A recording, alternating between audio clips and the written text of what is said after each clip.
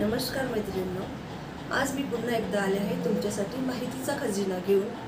तर आज आपण फेशियल आणि क्लीनअपमध्ये काय फरक आहे यावर चर्चा करणार आहोत। तर फेशियलमध्ये तुमचे 6च्या पुढे 6 ते 7 स्टेप असतात। White heads, black heads, dead cells remove करणे ही प्रोसेस केली जाते। तर फेशियलमध्ये तुमचे डीप क्लिन्झिंग तर केलंच जातं, पण त्याचबरोबर स्किनला तुमचं हायड्रेशन करणे, त्याच्यामध्ये जे आवश्यक घटक आहेत ते क्रीमनुसार मसाजनुसार त्यामध्ये टाकणे ही प्रोसेस केली जाते।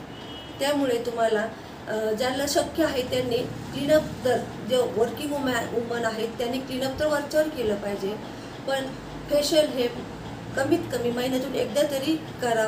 ब्लीच तर तुमची सगळ्यांची आवडती प्रोसेस अगदी खूप पूर्वी काळापासून साधारली आहे की ब्लीच आणि फेशियल हे कंबाईन कॉम्बो पॅक घेतला जातो।